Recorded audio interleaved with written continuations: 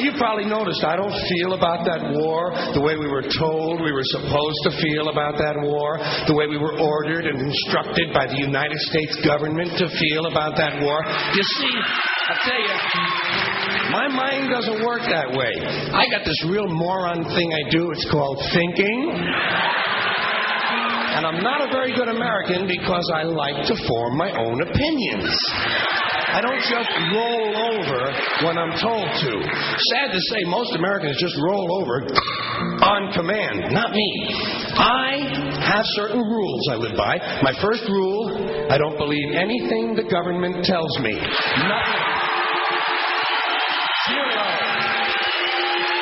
Nope.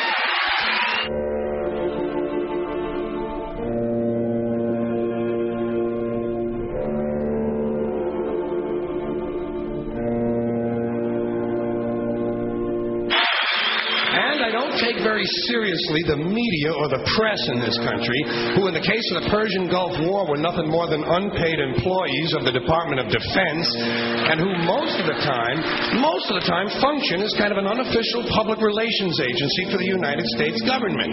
So I don't listen to them. I don't really believe in my country, and I gotta tell you folks, I don't get all choked up about yellow ribbons and American flags. Now, to balance the scale, I'd like to talk about some things that bring us together. Things that point out our similarities instead of our differences. Because that's all you ever hear about in this country is our differences. That's all the media and the politicians are ever talking about, the things that separate us, things that make us different from one another. That's the way the ruling class operates in any society. They try to divide the rest of the people. They keep the lower and the middle classes fighting with each other so that they, the rich, can run off with all the fucking money. Fairly simple thing, happens to work. You know, anything different, that's what they're going to talk about. Race, religion, ethnic and national background, jobs, income, education, social status, sexuality, anything you can do, keep us fighting with each other so that they can keep going to the bank. You know how I describe the economic and social classes in this country? The upper class keeps all of the money, pays none of the taxes. The middle class pays all of the taxes, does all of the work. The poor are there just to scare the shit out of the middle class. Keep them showing up at those jobs. Politicians know that word. They use it on you. Politicians have traditionally hidden behind three things: the flag, the Bible, and children. No child left behind. No child left behind. Oh, really? Well, it wasn't long ago you were talking about giving kids a head start. Head start? Left behind? Someone's losing fucking ground here. But there's a reason. There's a reason. There's a reason for this.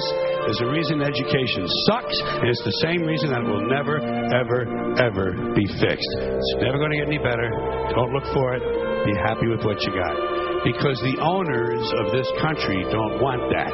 I'm talking about the real owners now. The big, the wealthy, the real owners, the big wealthy business interests that control things and make all the important decisions. Forget the politicians. They're irrelevant. The politicians are put there to give you the idea that you have freedom of choice. You don't. You have no choice. You have owners. They own you. They own everything. They own all the important land. They own and control the corporations. They've long since bought and paid for the Senate, the Congress, the state houses, the city halls. They got the judges in their back pockets. And they own all the big media news, all the big media companies, so they control just about all of the news and information you get to hear. They got you by the balls. They spend billions of dollars every year lobbying to get what they want. Well, we know what they want. They want more for themselves and less for everybody else. But I'll tell you what they don't want.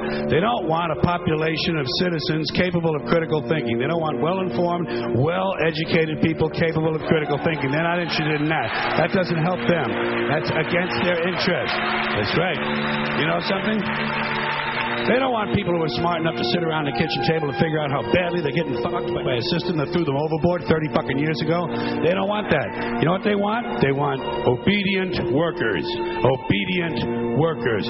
People who are just smart enough to run the machines and do the paperwork and just dumb enough to passively accept all these increasingly shittier jobs with the lower pay, the longer hours, the reduced benefits, the end of overtime, and the vanishing pension that disappears the minute you go to collect it. And now they're coming for your Social Security money.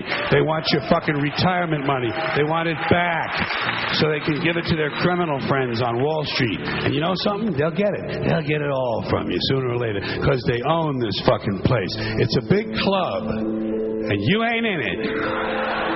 You and I are not in the big club.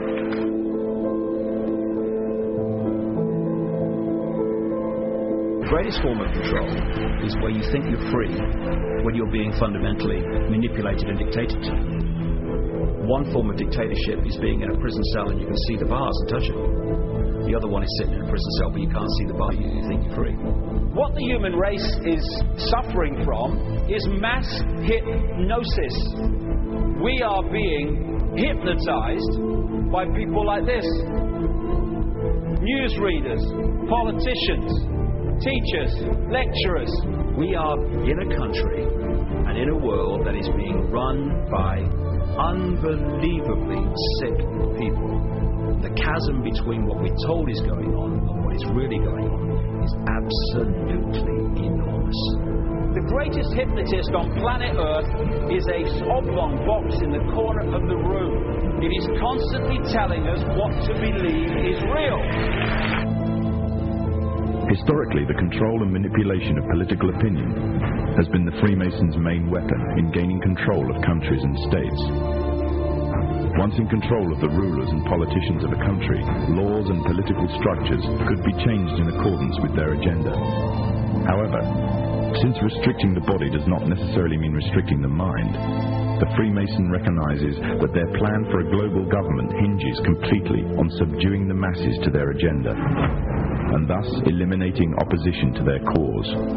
And the greatest threat to their plan, posing more danger than any army or law, is the threat of a free-thinking mind. In order to eliminate this threat and to achieve their objective, the Masons have set about the boldest plan ever devised: the complete control of every aspect of human life, your life.